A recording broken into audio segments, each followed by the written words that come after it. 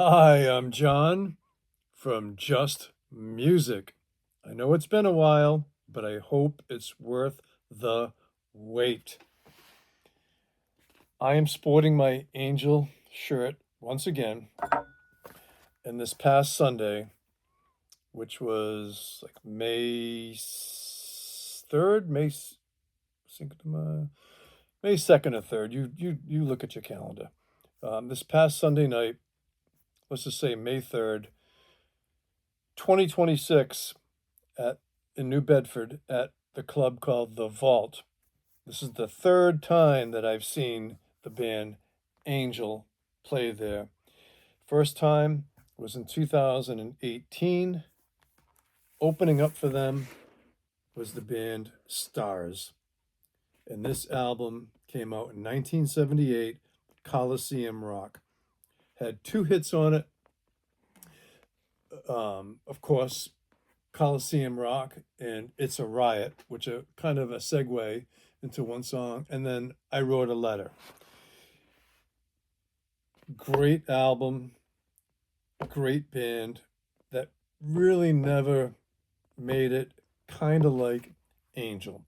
But so in 2018, Starz with the original lead singer, Michael Lee Smith, in 2018. Okay.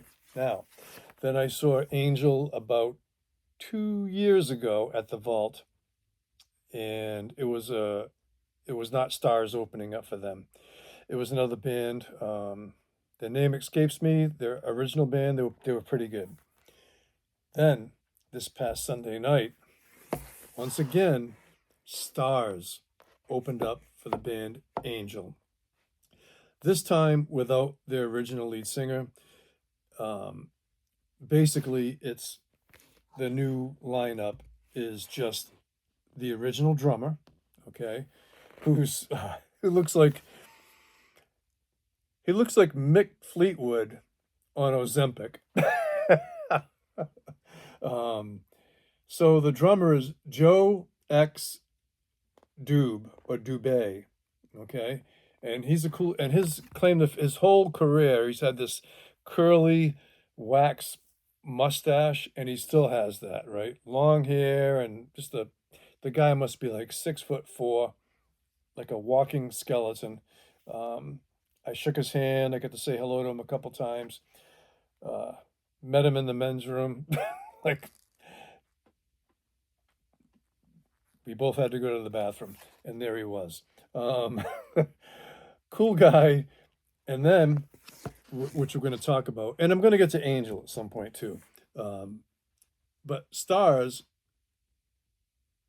Richie Rano, okay, who was the original lead guitar player, who's 76 years old, played on this record, and he was there.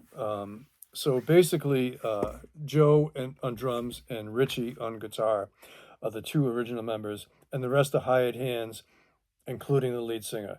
They have, some young bucks. They're all great, and the singer was very good, but he did not have the high range like Michael has or had. Um, but still, they played a great set opening up for Angel. And the unfortunate thing, right? And we're going to get to why I'm inspired to even do this whole show right now. Um, it's Angel's farewell tour, okay?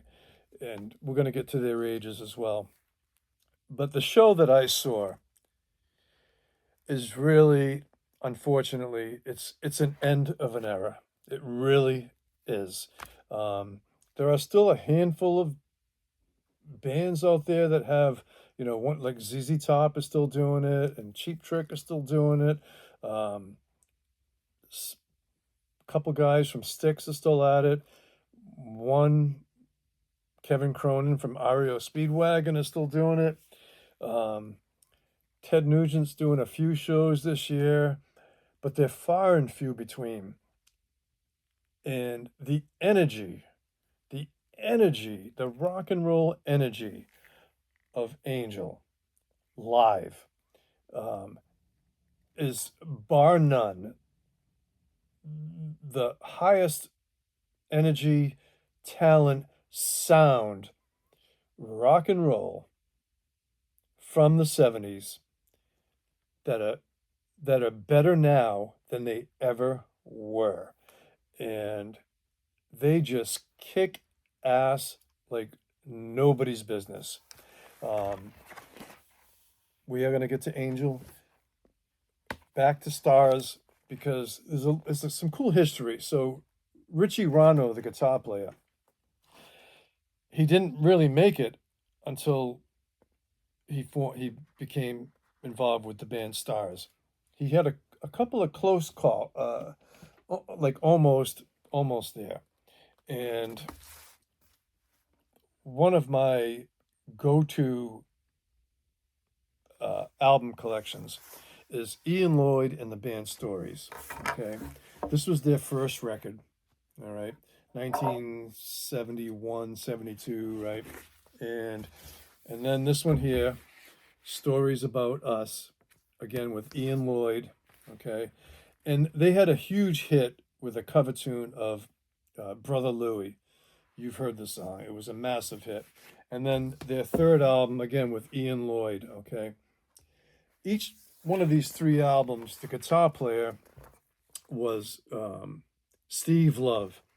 After these three albums, Steve Love left, and then Ian Lloyd went solo.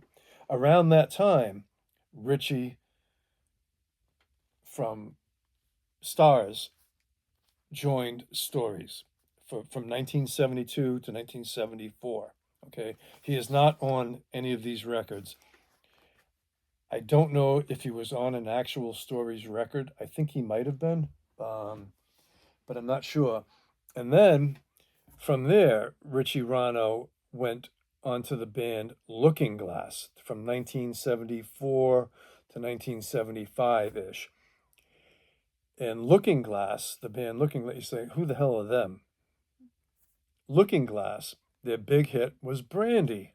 Okay, again, which predates Richie Rano's involvement with the band. But so he was kind of like, after Ian Lloyd and Stories kind of like did their thing, Richie Rano came in. After Looking Glass did their thing with their huge one-hit wonder Brandy, then Richie Rano comes in. And at the end of Looking Glass, the lead singer of Starz, Michael, became involved with Looking Glass, and they're all these guys are New York, New Jersey based. Okay, um, so it took, and then so Richie Rano was in Starz. All right, and so that's who I saw Sunday night. All right, now let's get back to Angel. Um, they released a few records under the Casablanca label that Kiss was first on, and they their records, phenomenal musicians, but like the early Kiss records, the first three in particular, Angel's production sounded a little bit thin and tinny, kind of like the early Kiss records. Um, but just a great band, but Angel never had any radio friendly hits. They tried, but their biggest kind of hit was called Tower, which is a great song. Um, but what a treat for me is this is the third time I've seen Angel, and so it's always had Punky Meadows on lead guitar and Frank Domino on lead vocals. Right, he's the original singer. Their traveling bass player, who's recorded the last couple of new Angel albums, had a family situation where he couldn't play these last two or three shows. So somehow they were lucky enough to bring in Felix Robinson he's the bass player from the original Angel lineup from the 1970s. So How cool is that? We get to see Punky Meadows, Frank Domino, and Felix Robinson on bass. And the rest of the band, these guys have all been with Angel now for the past several years, and they've made at least two records. I think they might have a new record in the works, okay? But Angel is calling it quits. Who knows, right? Um, the unfortunate thing is this club in New Bedford called the Vault. It's it holds like around 200 or 300 people max. Let's just say 250 max, maybe 300 max. Um, this past Sunday night, there was probably 100 people there.